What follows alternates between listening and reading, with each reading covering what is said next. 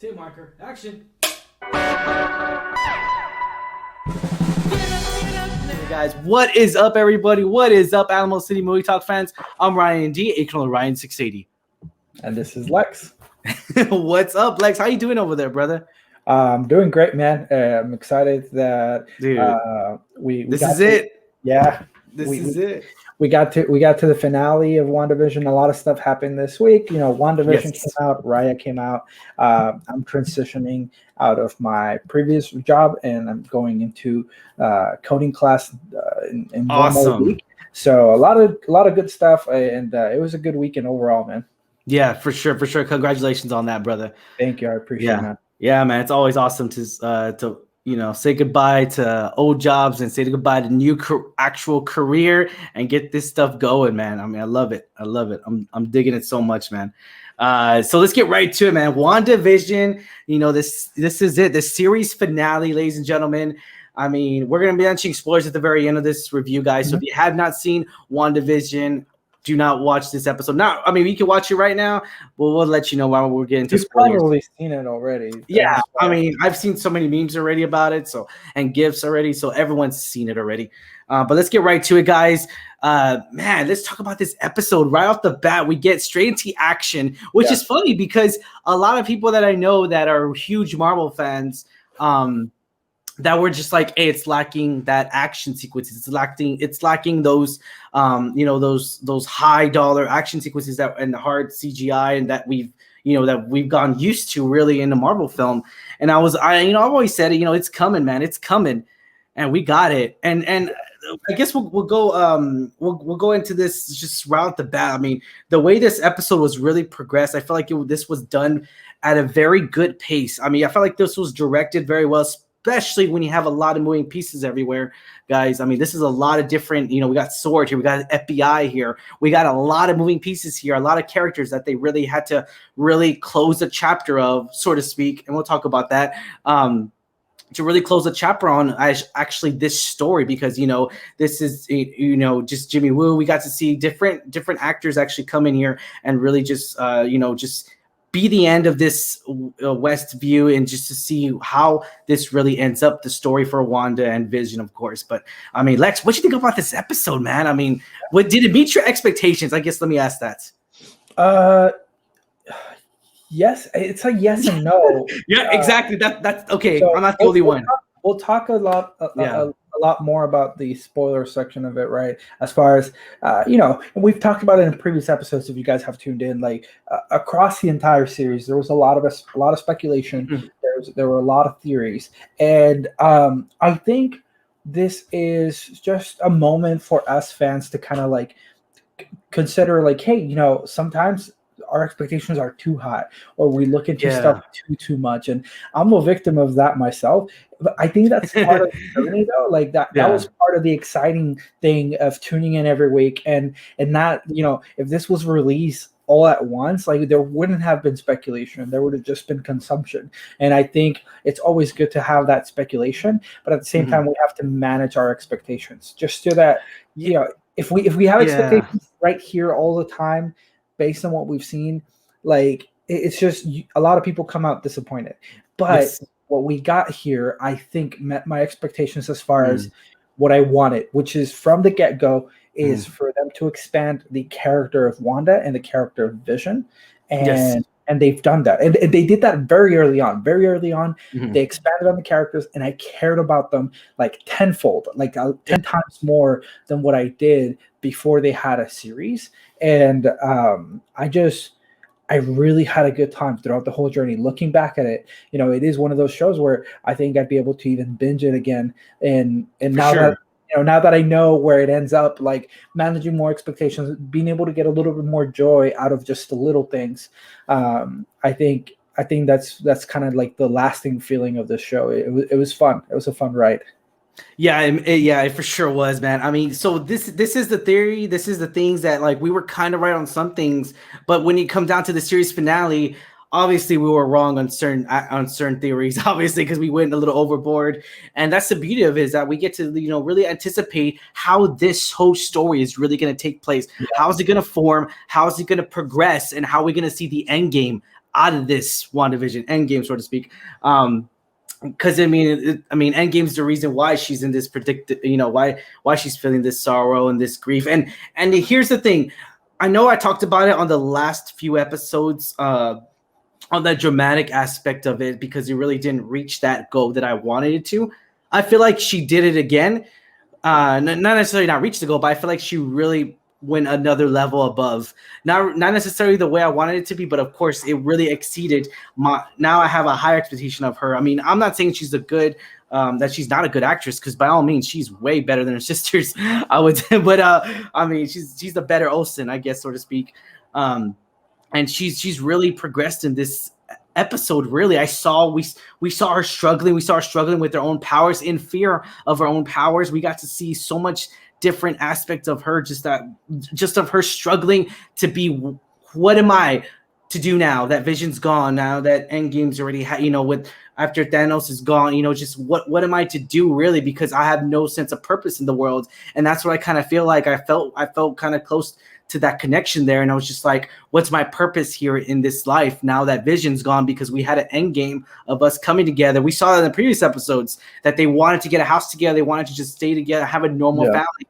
But now that Thanos took that away from her, it's not going to happen. And so we got to see her really just struggle with that grief, struggle with that just the whole point of just not living up to the life that she had planned out. And I saw that more in this episode. I loved it more in this episode. I mean, we got to see a little bit more, little bit here, comedy here every now and then, but I actually loved how there was way more action in this one. But from top to bottom, for sure, the action was there. The pacing was good, I feel. As the story was unveiling, or closing off, I wish it was longer, but at the same time, I think it was just long enough. It's just that feeling of the show was so good that I could have watched 3 more hours of the story, right? But I think they kept it. They kept it to where it never got old, and they still had some freshness to it. But yeah, man, I think, one thing to note, and this is not necessarily a spoiler, but if you look at the title of the episode itself, called series finale, right? Not season finale. I think as some of us predicted, this would probably be a one and done. Which I am bummed about. I'm not gonna lie, I am bummed about this, because I feel like a second season we could have got again. They planned it out the whole get-go, right? They said, obviously, Kevin Feige and all the writers, they all planned it out hey, we're just doing this one. And this really does answer that question. We had theories of can they do a season 2? How would season 2 work? And we talked about this on a previous episode, guys. If you have not already, sure, check out our other episodes on the Alamo City Movie Talk channel. But going furthermore into this, I really, now that has closed that chapter of that theory, at least, of this is it. It's one and done series. It's a limited series, I guess we could call it, so to speak. But yeah, I mean, I really was overwhelmed to see so much going on here. And again, though, we got to see Wanda really have the emotional, the teary, the facial expressions that I really wanted. And it was really good. I mean, I would say as far as Elizabeth Olsen acting in this series was great. Now, I know, and that's the thing too, is that Ryan, why'd you say Elizabeth Olsen's performance was great, but the series wasn't? It's not as great as your reviews, because as far as I know, when it comes to certain aspects of any film or series, sometimes you just love the actor or actress that's really portraying them very well, but yet you hate the movie, but you still watch it for that actor or actress. So it's almost to a sense to where I haven't reached that level yet of just this is not a bad show by all means, guys. I want to clarify that this is not a bad show. It's just not a show for every single Marvel fan, I would say, because it's very not used to that same formula that we are used to now. Because again, this was a risk taker of a show, right, Lex? I mean, we talked about this when the first few episodes came out. This is a risk taker, and I love the risk that they took on this. And I hope they do more risks like this, because this was their first Marvel series that we saw on Disney Plus, of the the Disney and Marvel Disney Plus series. And I really hope we get to see more of it, man. I mean, yeah, again, the action sequences were great. It didn't feel like a freaking series, man. It felt like a movie. I love the top dollar. And I know you always mentioned the budget here. Yeah. Did it feel like a series at all, or was it did it meet as far as budget wise? Like we always talk about that a lot. Budget wise, I think it felt very similar to and granted, I think Mandalorian's at a different scope, but it still felt similar to the Mandalorian to the extent where Mandalorian had a mix of movie level quality to it, and then it would sometimes jump into a TV quality. I think the same thing happened with this show. It's almost inevitable, right? Like, because the budget is there. I think the budget of this is probably huge, but from a movie standpoint, I think it's different. I think up until I think the CGI was excellent for the most part. There were certain shots in this finale where I could notice the CGI, whereas in a Marvel movie, you're used to not noticing anything. If you look at, and it's not fair to compare them, but if you look at Infinity War and Endgame, like not one shot will you feel like it's CGI. It's truly immersive. And there were just some motions and some rendering done in just minor shots where it felt like a show. But from a writing standpoint, from the scenes and the shots that they were trying to or they actually shot, that felt like a movie. It's like a movie level production, a movie level team. It's just certain little details where you see the cuts in the budget, perhaps. Nothing ridiculous though. Like I'm assuming some people may not even notice them just because there's more good than bad. But for me, that I'm not a connoisseur, but I do follow a lot of channels covering CGI concepts and animation and how lighting and shading works. Like just having some sort of extra knowledge in that aspect of things, it's easier to spot those little details. But outside of that, like I said, when it comes to a team, like the team that put this together, it does not feel like a show. It feels like a movie. Yes, for sure, man. And that's great because I want it to feel that way. Again, this is a different tone that they're really giving us here when it comes to the Marvel's Disney Plus series. And I hope this is the formula they want to go at because, again, it's not a movie where like it's an hour and a half. The story needs to progress and they need to make us care for this whole story because they can't just give us Captain and Winter Soldier's the next one coming up. They can't just give us a story. Hey, they were going to give a bunch of action sequences, which it kind of looks like it already. We're just going to give you a bunch of action sequences every single episode, every action sequences. And there's going to be an end game of this. And just, you have to make us care about that story, the dramatic aspect of it. It comes to the strong writing power of it. And I'm not saying they don't have the equipment to do that. Of course, by all means, they're on a good track right now. It's just keeping that formula really to a sense to where like, are all these going to be limited series or they're going to be season 1, season 2? Captain Winter Soldier, I don't know, man. What do you think? Do you think Captain Winter Soldier is going to be season 1 or just a season 1 limited series, or do you think it's going to be? I think that one might be multiple seasons. And the reason why is very early on, we were told that Wanda was going to appear in the Doctor Strange Multiverse of Madness. Yes. So from the get-go, I kind of had the expectation, like, it's kind of hard to have a show right along with a movie appearance, right? Because, like, then how does the timeline fit? It's going to be very confusing. If anything, I thought, like, okay, well, that means that WandaVision is going to set up that moment, right? For her to start that journey on the movie. And that's essentially what happened here, right? But when it comes to, I think she's even also supposedly coming out in the new Spider-Man. I think that one is less confirmed than the Doctor Strange. I don't see her in Spider-Man though. I mean, I would say more, of course, Doctor Strange because she is confirmed. She is casted already on IMDb. Again, I think Spider-Man's way too soon. I think Spider-Man needs to have his own way. Like I always say about Spider-Man, guys, I'll preach it every single time on this podcast, is that Spider-Man needs to be a Spider-Man movie. Like I don't want to see anyone else. I don't want to see Tony Stark. Obviously, we can't see Tony Stark, but I don't want, the last few movies, Spider-Man movies, I didn't like it because we had Tony Stark really intervening here. And I get it. There was a purpose there, but I want to see Spider-Man really become the hero that we all love and deserve, and I just want him to become that hero that we can all look upon. And I just want it to be a plain old good old Spider-Man film, you know.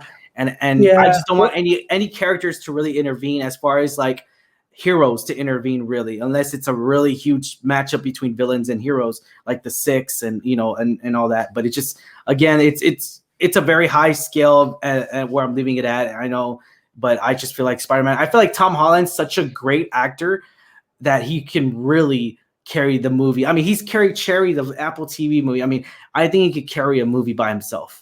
That's just me. But yeah, him and Zendaya. No. Well, I think Zendaya is great. I think it's just because there's also rumors that Spider-Man in itself is going to start tapping into the multiverse. Yeah. Right, so I'm against that. I just think Wanda is part of that story. So once again, I think it's a rumor that she'll be in it. It is confirmed that she'll be in Doctor Strange Multiverse of Madness. So anyways, like all of those things kind of pointed to like this was going to be limited. And to answer your question, that story, the multiverse story, I don't see Bucky and Sam like dealing with that. So that's below their pay grade. That's not on their level. I'm just kidding. No, but I think that they have their own story going on, you know. And that's why I think we'll be able to see their story be told from the eyes of that show only for right now until there's another Assemble movie. But I think the Multiverse of Madness is gonna focus around certain characters and introduce new characters, but I don't think it's gonna be like an Avengers like level getup, right? So that's why I don't think we're gonna be seeing them soon outside of their show, and potentially, you know, they could have multiple seasons.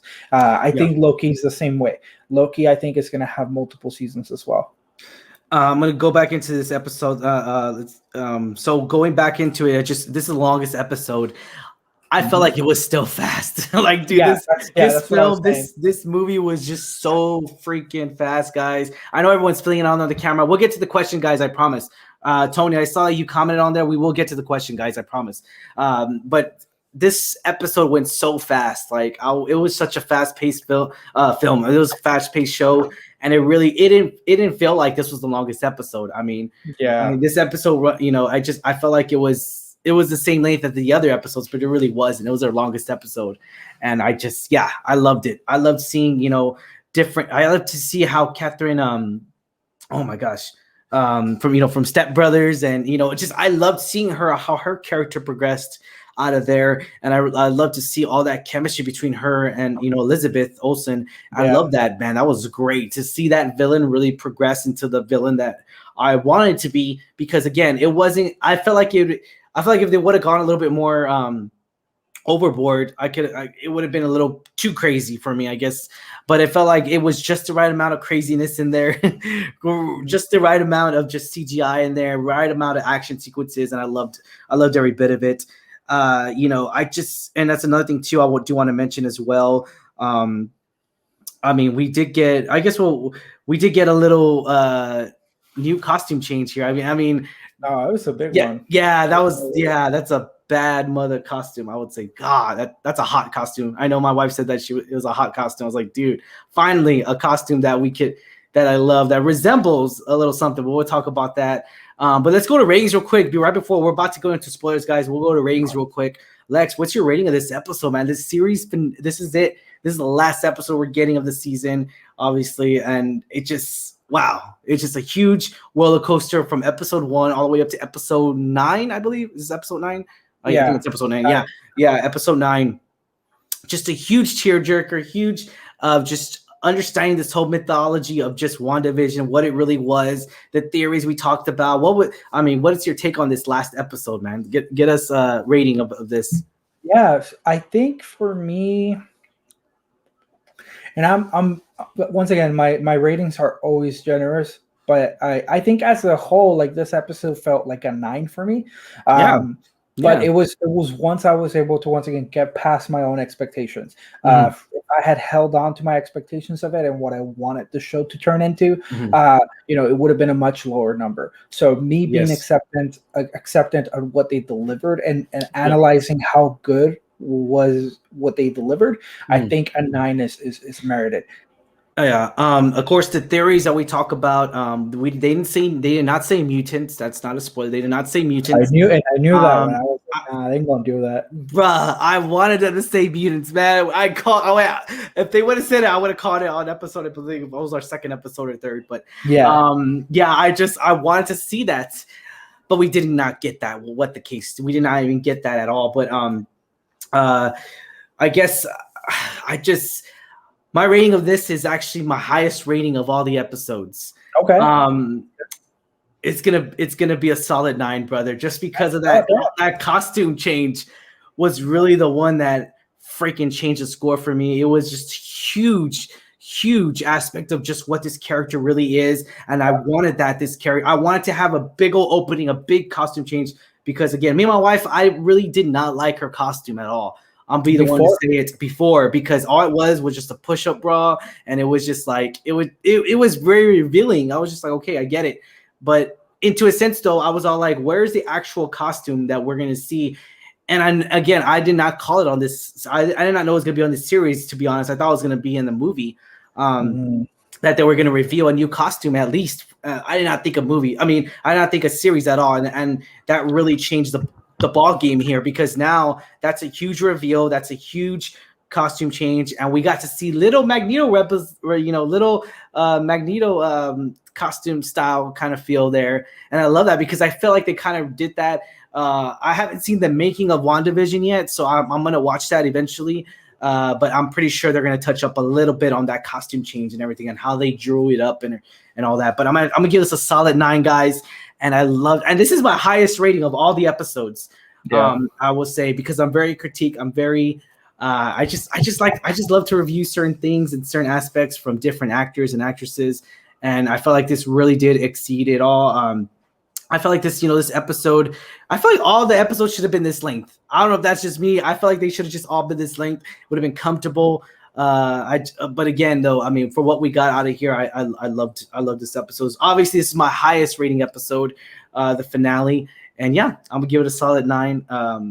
Any final thoughts right before going to spoilers? So just as a whole, this was a great origin story, almost, right? It's Wanda Maximoff. Yeah. Oh, I was going to say Wanda Maximoff has been in the MCU for quite some time now, right? Yeah. Since Age of Ultron. And like I said, in those assemble movies with the Avengers, right? Because that's pretty much all she did. She was in the Avengers movies, the collective movies, and of course, Endgame and Infinity War. Yep. In all of those movies, she's sharing screen time with tens of other characters, right? And I think it's always hard to get some story out of that, and they still did that. They still planted seeds of who she was. Avengers: Age of Ultron, she played a big role in that. But we never got to see her proper origin story, and I think this show taking advantage of that, taking her and her significant other Vision and to develop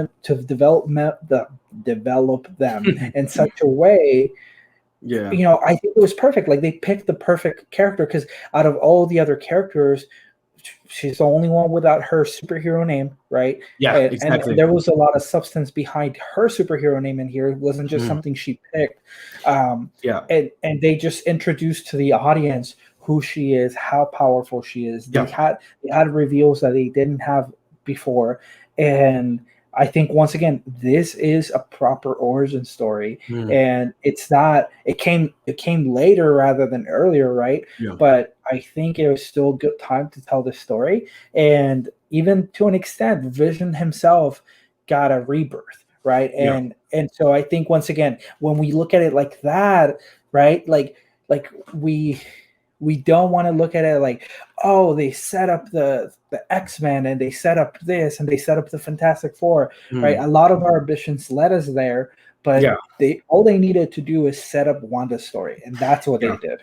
And we saw a lot of people, actually a lot of Marvel fans, and I remember I sent you the article. A lot of Marvel fans are upset about this, that they didn't none of their theories were right. Yeah, and I'm just it is what it is. Like, dude, not all of our theories are going to be right, guys. I mean, that's the point of this, is that it keeps us guessing. It's the guessing game, ladies and gentlemen. That's what happens. Sometimes you're not right. Sometimes you're so used to being right that you're wrong. I mean, it is what it is. And but when it comes down to it, just the point of, it's the point of opinion, just like we are. This is our point of opinion on this episode. But yeah, man, it's one of those things to where, like, it really progressed. I could have said, if someone would have told me that this series was originally planned for a movie, I would believe it. I could feel like I could have believed this too as well. Like, WandaVision would have been a Marvel film. I felt like it had really the format of a Marvel film, because you had all this story there, and then of course the action sequences came at the very end. Even then, like, I'm glad that they didn't make it a movie, because a movie would have had 2 hours, 2.5 hours to work with. Right? We got way more character development here. Yeah, exactly. So I think once again, Marvel has a winning formula here, and they can pick characters that require further development, such as like the Winter Soldier and Falcon and Winter Soldier. The story of picking up the mantle of Captain America and analyzing a world without Captain America. I think that's a story that's worth expansion, and it's worth those extra hours, right, that you can get out of a show.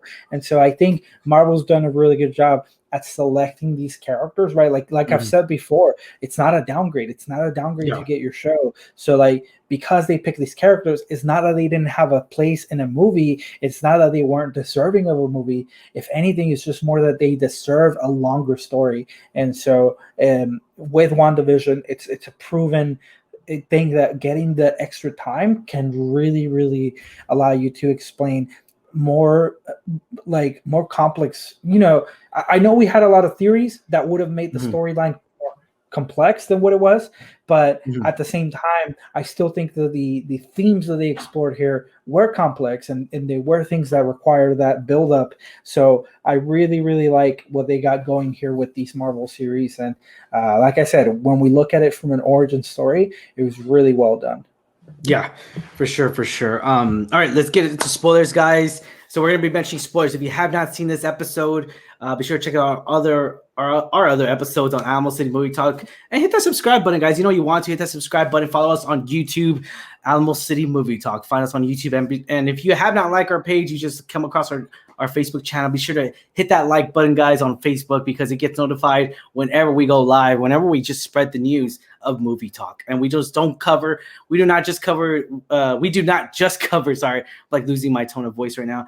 We do not just cover movie geek movie stuff. We actually cover all filmography, all film and all movies in general, guys. So not just geek stuff that we love to do as well. But yeah, so let's get right to it, guys. Spoilers, ladies and gentlemen. We're gonna be mentioning spoilers. Let's get right to it, Lex. I guess right off the bat, let's go ahead and talk about this. Let's talk about that opening scene that we got out of there. And here's the thing. Here's the thing with me is that we saw all these players come in. We saw the FBI, Jimmy Woo. He's calling his FBI buddies. We got to see that there. And I'm not going to lie, though. I thought it was going to be somebody else. I really thought. Who'd you think it was going to be? I mean, I thought it was going to be. No, as far as the calling for backup, at this point, I didn't expect anything, because he didn't say a name that we recognize. He said, Cliff or something like that. And I was like, I mean, at this point, that's just going to be an FBI agent, and that's it. Yeah. I hoped for something for like a second, but once again, I think on this, since last episode, I've done a really good job of just managing my expectations. I'm like, you know what? At this point, I'm like not expecting cameo, and the one cameo I was expecting, I also didn't want, because I wanted Wanda to be able to resolve this on her own. Yes. And Vision, of course. We could talk about it. We wanted. I know we wanted Doctor Strange, but we don't want him to come in too early, because we want Wanda to solve this on her own. That was the whole point, is that we want her to really fight for this on her own, to really have this statue of just, I went through this crap, and now I'm gonna make sure this doesn't happen again to anybody else, or to just really have full control of her powers, because that's what's the struggle here, is that she was in mourning. we saw that in the previous episode. She was in mourning. She was really struggling of the grief, and she lost control of her powers a little bit, and she didn't realize to do it. I mean, that's the thing too. I kind of didn't expect it to be an accident. I really thought she did it on purpose, but I kind of felt like what I wanted is that I wanted her to be like, oh, okay, the house became real. Like she brought the house to life to real. And then she couldn't control it because it kept growing and growing and growing. But it would just all happen at once, which was not too bad, I would say. I mean, that's a pretty good concept of it. But we saw that in the last episode. Again, also, we got to see Catherine. We got to see her really call her the Scarlet Witch. And we also heard the Sorceress Supreme here, which was pretty cool. Yeah, so, dude. She explained basically, how Go ahead. Oh no! Okay, so that's where I thought Doctor Strange was going to come in at the very end, and when of course we all heard about the 2 end credit scenes. So I thought we were going to see Doctor Strange's 2 end credit scenes, but we'll talk about that. But go ahead, Lex. I'm sorry. Yeah, no, I was just saying, like, I like the exposition there where they were talking about how she herself is more powerful than the Sorcerer Supreme. So they were able to clarify that, right? Yeah. Her power seems to be like very raw and pure and once again mythical. So it's cool that she's more powerful, but of course it's all about being able to control it, right? And I think that's where, I think we talked about it last episode where there was a little bit of, like, I think I was asked, like, Lex, do you really think Scarlet Witch is more powerful than Doctor Strange? And I said yes. So I didn't believe it. Okay, I'm not gonna lie. I really thought Doctor Strange was more. I mean, he's the Sorcerer Supreme. I mean, if I'm not mistaken, there's a chance to where, like, that he could really that Doctor Strange. I mean, look at it. We saw it in Infinity War. He almost beat Thanos. He could have possibly have been Thanos, but it just wasn't. It wasn't his prediction that he saw. Wanda almost beat him in Endgame. Yeah, exactly. Was it Endgame or was it Infinity War? So Infinity War is when Doctor Strange fought against him. Yeah. But in Endgame, Wanda went up to him, said, "You took everything from me." Oh, that's right. Yeah. Okay. If it wasn't for that, like, napalm strike, like, she went was crazy. She went legit. Kill him. That's why anytime that, I mean, in all due respect, but that's why anytime that Brie Larson says that Captain Marvel is the strongest Avenger, I'm like, she's OP. Yeah. Captain Marvel is indeed OP, but I mean, based on what we saw in Endgame, I saw Thanos in a worse position against Wanda than Brie. Yeah, who knows about now that she's tapped into her powers and she, her full potential. Full potential. Well, I mean, I think she's still getting there, and that's part of what the after credit scene kind of touches up on. But once again, I like that Catherine Hahn as Agatha was an exposition. She knows about this power and she knows, the levels of it, and she wanted it for herself. And she tried to absorb it. We saw that in this episode. And it was just, for a moment, it definitely looked like she was going to succeed, but at the same time, one thing in that battle, the battle was really good. I even liked, like, the apocalyptic type of scenario that we got. And there was another good fight with Vision, which we can expand on. But as far as Wanda herself, her power is raw, right? So she was throwing her power at it and things like that. And I like the resolution as far as how she depowered Agatha by setting up the runes, which we were introduced by Agatha saying how only the witch that casts the runes is the one that can use magic in that space. Yep. And Wanda decided to make the whole hex her rune space. That was awesome. Yeah, that was a boss move. Yeah. My only thing, and it's not necessarily a problem. I'm okay with accepting it, but it's like, in the time from when the fight started and when the fight ended, like, where did Wanda figure out how to do runes? Like, so it looked like, I mean, let's be honest here. It looked like it looked like all it was just like her insinuating something. Okay, I mean, obviously we're not going to fully understand that. Yeah. I kind of feel like for I have two theories here, that either she was saying it and she was doing it in the back of her head and she was drawing out the symbols, or she just drew out the symbols in her head because, again, the hex we don't get to see the whole hex. Remember, we don't get to see. It's not visible. It's invisible. So maybe she actually did it, not physically, of course, but maybe she actually did it whenever she was touching up her powers. And we saw that too, because remember whenever she exploded and she goes up, remember she does her powers up. So maybe she did it at that moment too. So it's possible. I know. So I know that she didn't have to chant anything, because it was explained that her chaos magic, she doesn't have to chant anything to cast a spell. Oh, that's right. Cool. Yes. So I know that's why she didn't need to do like fancy hand signs like Doctor Strange does, and she didn't need to verbally chant anything. So that's something I find about her power like super cool, right? Then the enemy doesn't know what to expect. I just wonder, like, I wish we had gotten a proper maybe. It looks like, I'm sorry for interrupting. It looks like whenever she was opening, that's when it was. When she was opening, maybe she did it at that moment. Yeah, well, it's one of those things where the writers leave it up to us to just accept it. And I just wish there was proper explanation for that, because it just, at the moment, it was that moment of badassery where I was like, that's cool. Like, it's cool that she did that. But then at the second, it's like, how? Like, it's exactly. Once again, and perhaps we're looking too much into it. I'm turning you into me, brother. Like, keep it exactly. No, I mean, I've always looked at those things where, like, okay, there always has to be a balance as to you enjoy it. Yeah, you enjoy it for that moment, but then you're questioning it, like, wait, when did she do that? Like, that doesn't make sense. That was just like, once again, it was cool. And I know Wanda has the power to do it. And I know she doesn't have to cast it. It's just, when did you learn it? Like, it's only been like a 20-minute fight, like in terms of the actual time of how the events unfolded. But it was still cool. Like, at that point, Agatha's powerless, and Wanda pretty much took her power back from that point, which I also don't know how she did it, but I accepted it, because then it turned into her revealing of her costume and stuff, which is like top notch. Like, I got super excited when watching it. Yes. When we saw actually Wanda open up the hex, that moment though got me very sentimental. Whenever the boys were dying, where the boys looked like they were, pixelated, they were dying, and Vision too. Like, that scene was really deep. I love that. Again, that's the deepness I was talking about. Remember at the beginning, I was like, you know what? Elizabeth hasn't really gone that level that I know she can go. And again, it's not nothing to do with her. It's just the way it was written, the way it was, directed. And I wanted to see that dark, dramatic role in her. And we saw a little glimpse in there, because we saw her struggling, just watching her only love of her life. Because this is what really gave her purpose in this life, was her family, and just like, we saw that here. We saw that, like, that's why, that's why they were created.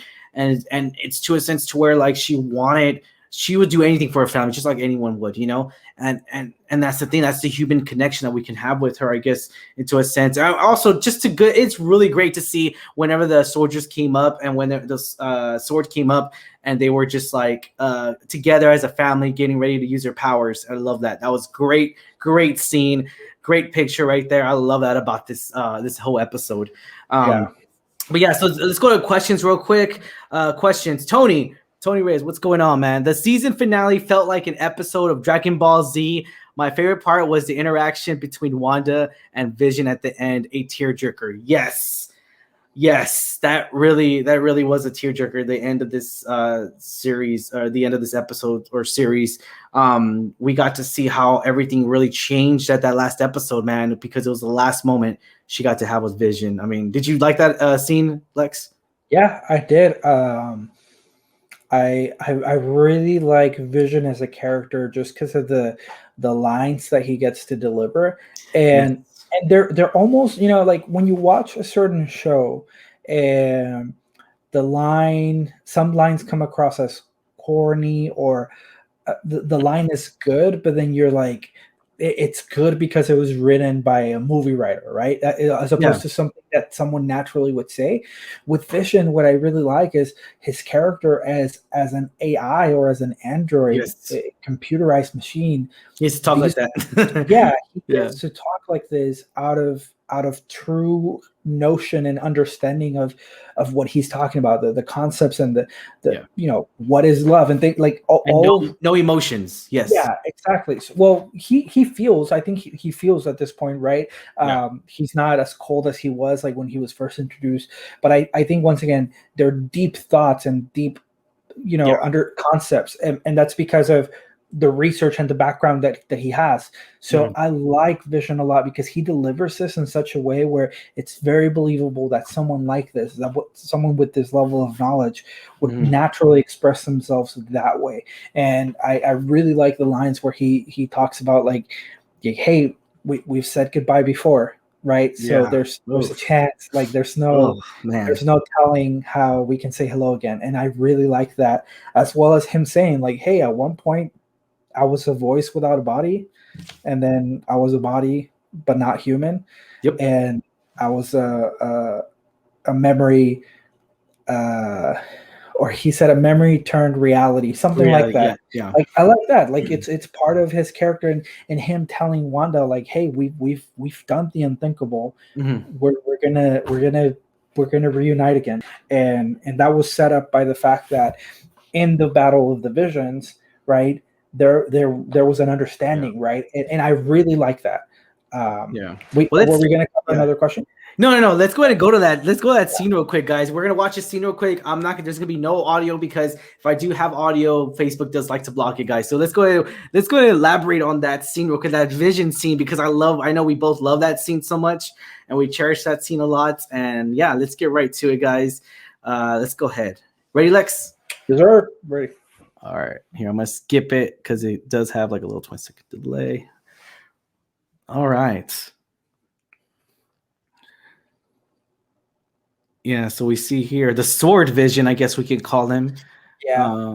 Yeah. We saw. And then the CGI was really good. I enjoyed it. I enjoyed the Battle of the Visions. There's some shots where like the white Vision looks really cool, and then some others where I was like, nah, I like the colors. Yeah, you almost to a sense to where you like them both, and you really like both their suits really. Look at that scene. See, look at all the like, dude, look at that. That looks sick. And at this point, you can just see like there's no winning. Like they're both have the same equal. I like that shot as well. Yeah, dude, that's a nice shot. Look at that, dude. That sword vision. Yeah, at this point. Oh man, no. The Hex is coming to power, so no. And then of course we clips. This is clipping, guys, by the way. So it's editing just for the scenes of Vision versus Vision right here. And then also we actually got to see them chat together right here at this very scene. And this is when he actually educates him on who Vision really is.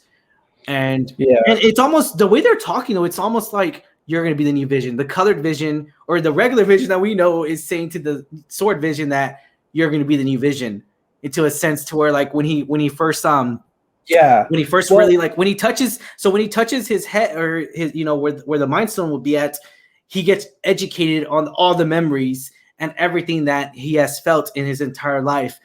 Of the Mind Stone of Wanda's Vision inside of her, because we saw that in this.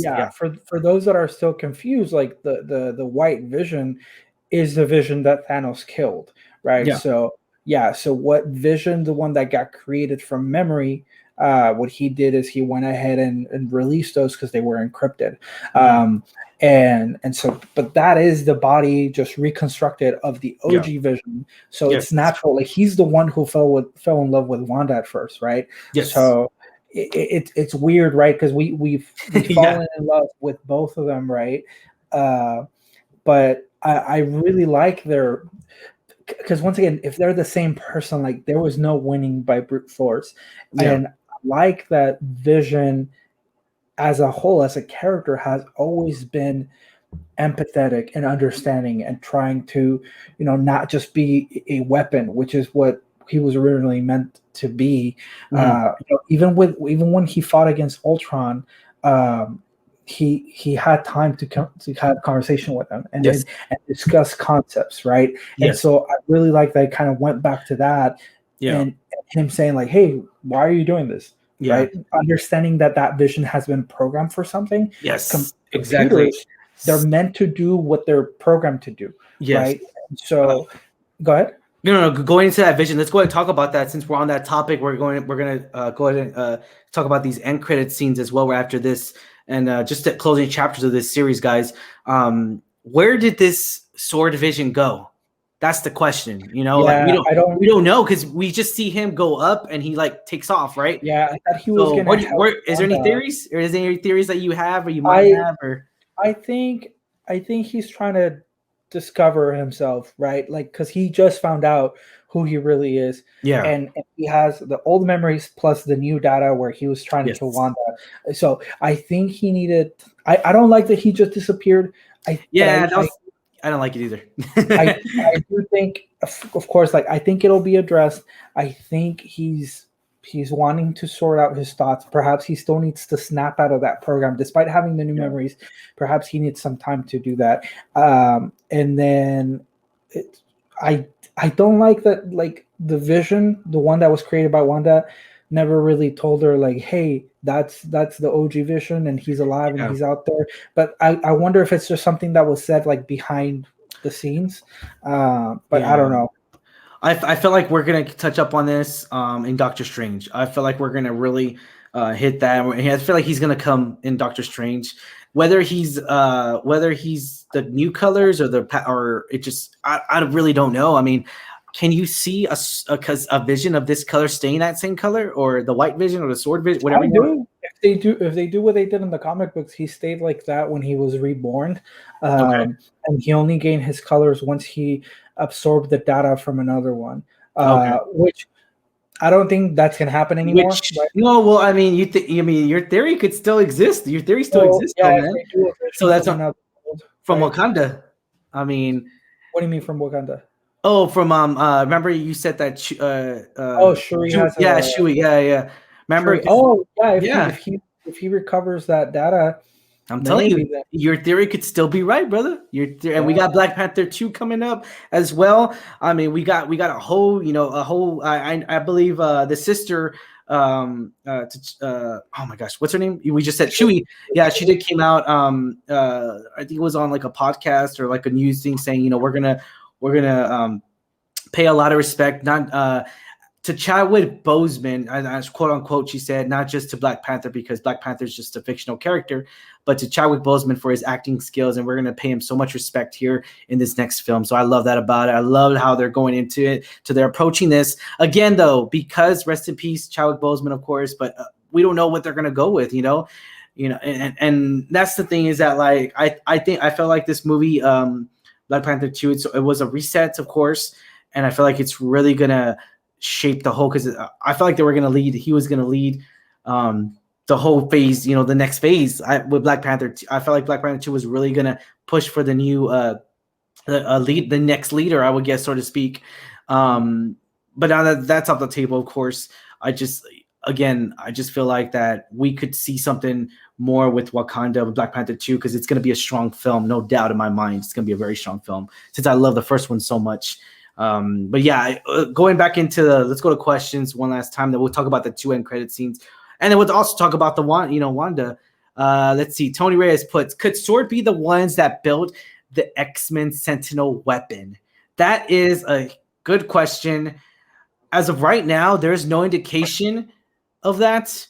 I mean, the Sentinels, unless Stryker comes in. Wait, what's that? Wait, Stryker wasn't the one that created the Sentinel weapon, so it was the no, yeah, you're right. That was played by Peter Dinklage. If Peter Dinklage comes in here, I'm just gonna. Peter Dinklage is already in the MCU. He was the Thor's, the one that. That's right. But what I think Sword could play into that role, but I don't think so. At least not right now, because there's no X-Men yet, right? Yeah, so exactly. I don't think there would be any point in trying to set this up now without having an established X-Men. But later down the line, if Sword prevails, it's a possibility. I think Sword is going to play a bigger role now moving forward when it comes to the Captain Marvel situation. Yes, of course, for sure. I totally agree there. And I guess we could let's talk about that last. I mean, I know we already talked about it previously, but man, that costume change is hot. It is a hot costume. That is awesome. I can't wait to see cosplayers really portray that costume. I saw even more people comparing it to Magneto's costume. and how similar it is. And I love that because I feel like they really did that on purpose. You know, do you like the colors of this costume? I mean, what was y'all's? I do. I think. Yeah. I think they would have looked good even if they were a little bit vibrant, a little bit more vibrant, a little bit closer to the red as opposed to maroon. But maroon is my favorite color, so I have no problem with it. But you know, if it was to be like this color, that wouldn't have been bad, like the costume itself. However, you know, I think in terms of the tone and almost like, you know, Wanda's almost leaving as an anti-hero more than a hero, exactly. Right? I think the colors, the little bit of a muted maroon, they correspond with her. Yeah, and it's closer to, like you said, the Magneto look. Although Magneto's a little bit closer to purple, right? To like a maroon purple. Yeah. But I really like this is like outside of Spider-Man, this is probably the closest, you know, comic book accurate costume with some really modern vibes that I really enjoy. It's like a top tier costume. Her tiara is like perfect. I don't know if it's a tiara or the crown, but dude, that crown is bad. Like that crown is awesome, bro. Bro, that costume is that crown is the touching stone that I wanted, because that's what it, you know. It's funny. I think we mentioned that in the previous episodes, was that like we saw her in the one episode. Someone will correct me. That one episode where we saw the origin of her when she actually touches the Mind Stone. That was the future, almost to a sense. Even though that's not has nothing to do with the future, or there's no future stone, obviously, or no, she wasn't using the Time Stone or whatever. But she saw her future of the Mind Stone interacting with her when she saw that. And we got to see it come to life in this very episode, because it was the same format, it was the same craziness there, and the same CGI there. And I love that. I love the crown is just the huge cherry on top of this sundae, and I love it. I'm loving it so much. But yeah, it was a great costume. I would say the best costume that Marvel has right now. I would say one of the top ones, at least. Sure. But yeah, and it just of course, you know, I love the cape too, because the cape goes by her waist. And so that was cool to see. Yeah. Well, and she also has a hood. Oh, that's right. That's right. Yeah. I thought that was dope. It's legit. I like it. Bruh, it's good. It's looking good for Wanda right now. It's so sad to see her gone though. Like, I mean, she ain't gone. Man. You know, I mean, we're not gonna see her till next year though. Like, I feel you. Yeah. Unless we see her in cameos, but I highly doubt that. But I mean, yeah, it's gonna be a while before we see Wanda again, which I hate. But Elizabeth, this is your time. Maybe you have enough time to where like you're able to film another movie, which we would be definitely interested in, to see her progress as an actress, to do different roles, not just play Wanda, but because I want to really see her exceed at that level of potential that I really know that she could really push herself to be. But yeah, let's go into the end credit scene, Lex. So we got to see, well, I guess not really. We got to see Wanda really. Looks like she's in the middle of nowhere. Looks like she's really remote somewhere. That's the second one. Did you want to do the first one? Yeah. I'm sorry. Yeah, the first one was. They were doing the cleanup of the scene, right? Scrolls, right? Or with like Jimmy Woo was cleaning up the scene. He had a little conversation with Monica, kind of asking her like what's next and everything. And then this FBI agent pulls her to the side saying like, hey, we need you over here in the theater. Yeah. Like, the general's wanting to talk to you or something like that. And then she goes, and that FBI agent was a Skrull. Skrull, yeah. Yeah. She turns in and she's like, I'm a, she said, I was sent by a friend of your mother. I could have sworn she said, we heard you've been grounded or something like that. Okay. Or like, okay, she did. Okay. Heard you've been grounded. I was sent by a friend of your mother's. He wants to talk to you. And then she says, Nick, where? Right? Nick Fury, yeah. And she said, like, where? And then she just points up, which once again, I'm talking about sword. Yes. It's supposed to have a base up, right? Space. Yeah. Space, which copy the Justice League. It's cool.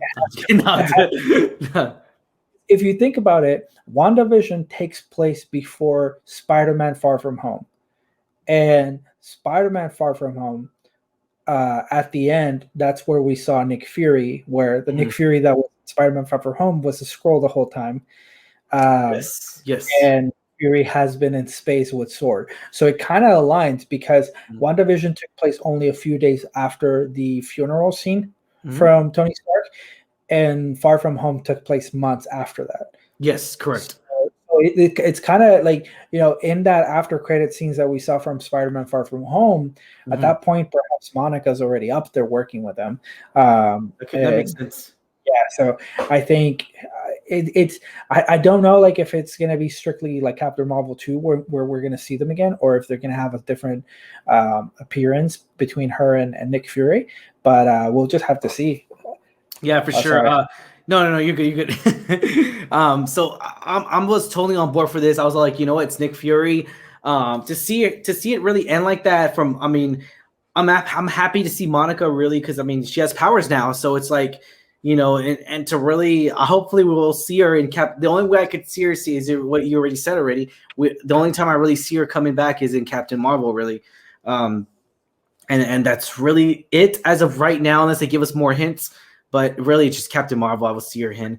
But let's go and talk about that second end credit scene real quick. Yeah, pulling a Doctor Strange move here.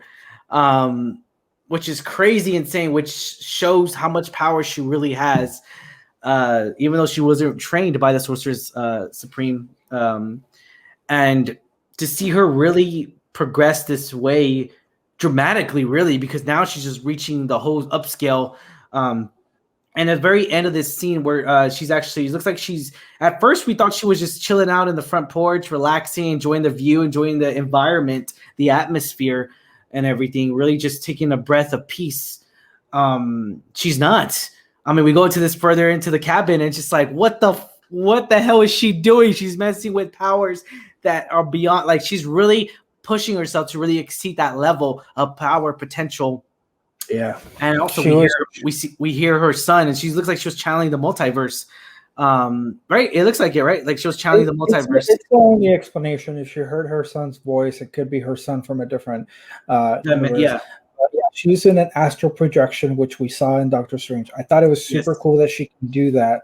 Yes, that was cool. And she was reading the Darkhold book. So yes, there you go. Yeah. So in defeating Agnes, on top of that, she basically put Agnes in a state of mind where the role that she was acting is now who she is based on the spell that she put her under, right? So, but I'm assuming in doing that, Wanda was able to get the book, the Stronghold book that Agnes had been using, and now this is truly when she's going to be able to tap into her potential, like being able to read exactly like what abilities she has.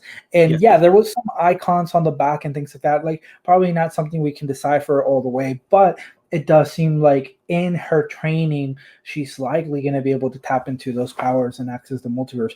When she beat Agatha and she kind of absorbed, not only took the Scarlet Witch power back, but I'm assuming she also took her power.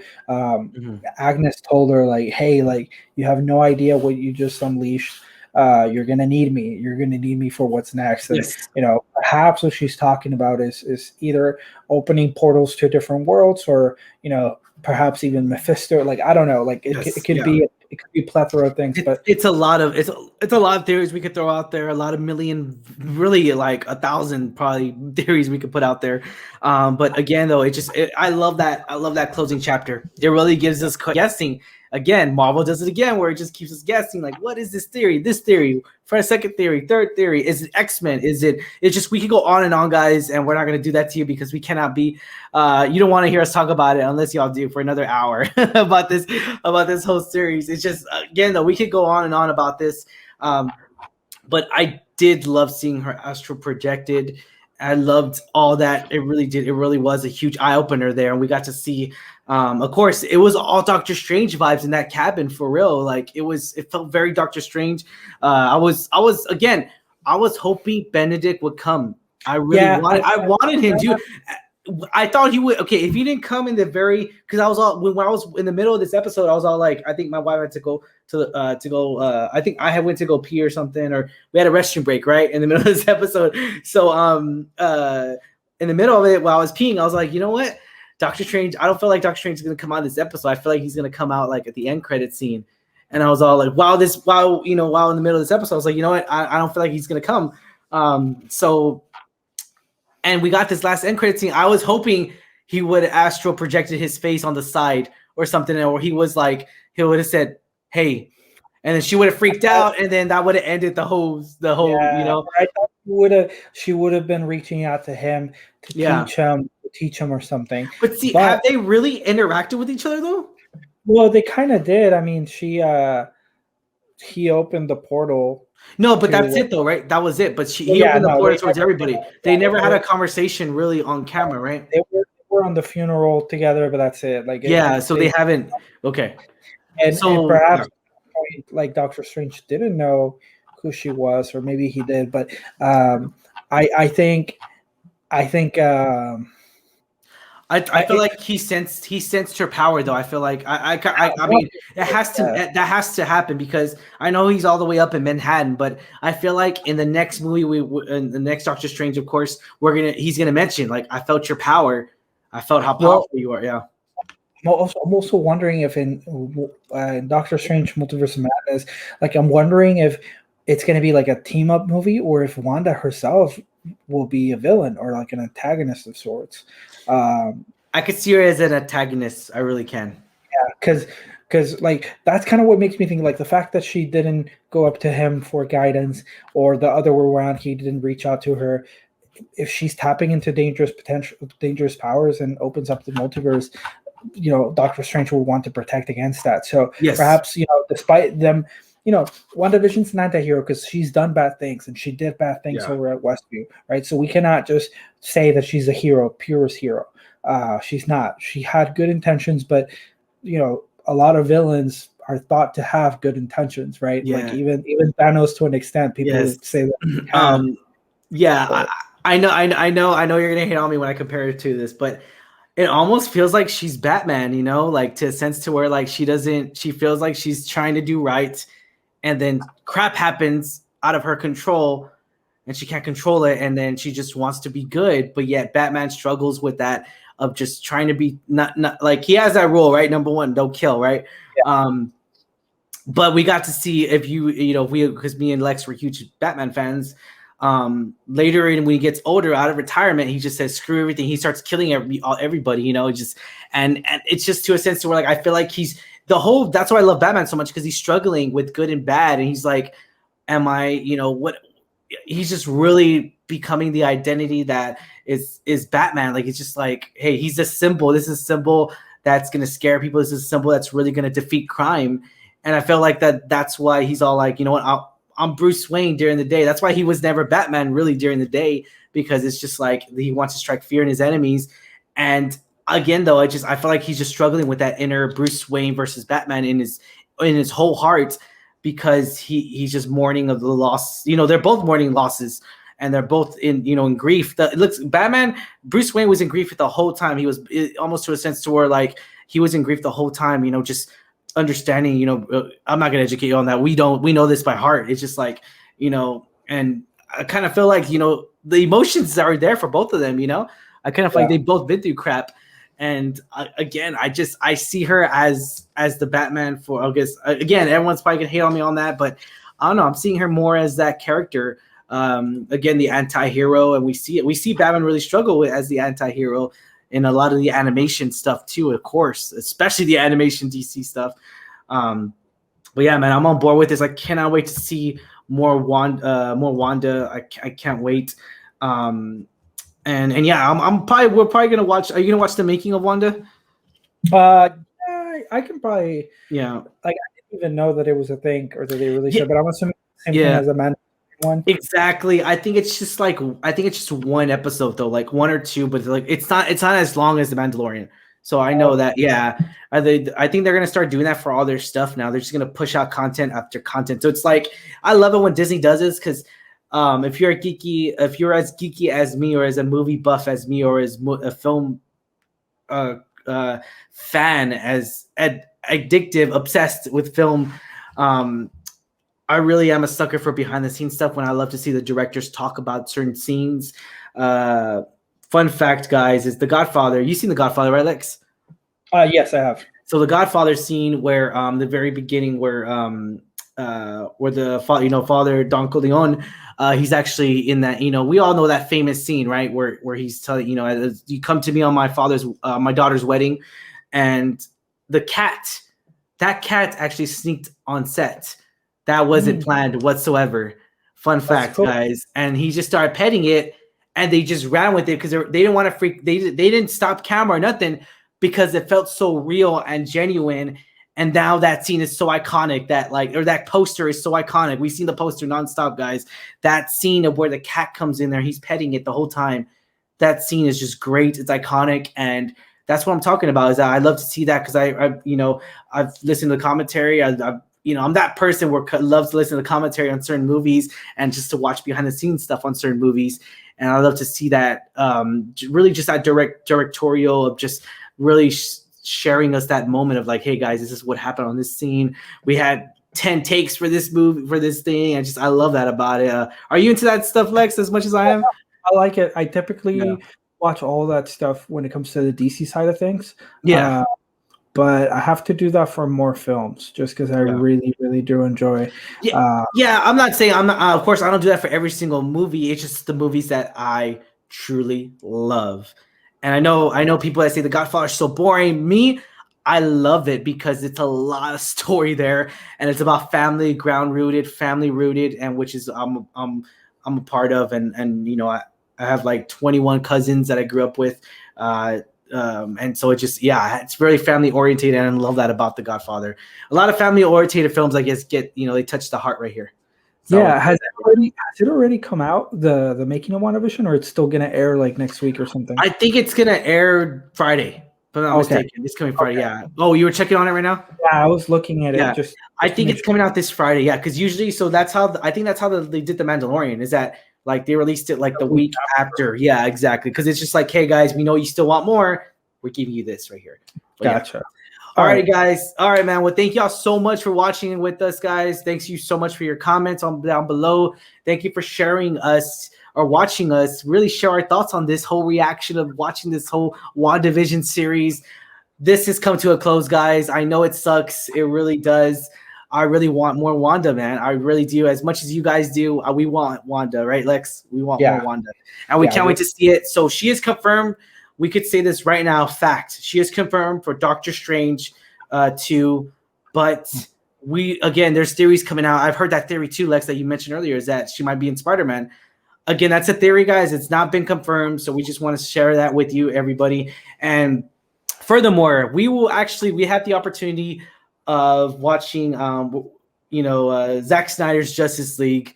We got the opportunity to watch it early in advance, and we're gonna get it. And we'll let you know, guys, but how it is. We'll be releasing our episode on Thursday because HBO Max, it's funny. HBO Max releases their stuff on Thursday now, which is pretty funny. All their movies come out Thursday. So be on the lookout, guys, for Zack Snyder's Justice League. Our review will be here. And again, it's going to be regular review, and we're going to do a spoilers one because there's going to be a lot of spoilers. This movie's coming, it's a 4-hour film. Yeah, it's huge. It's going to be a lot of stuff. Hopefully you can stay with us the whole 2-3 hours we're going to be talking about this movie. I mean, as long as it is, we're probably going to be talking about it as long as that is. So we'll let you know, guys. Hit that like on Facebook. Hit that subscribe button on YouTube, everybody, because this episode does go on YouTube the next day. I try to push out the next day.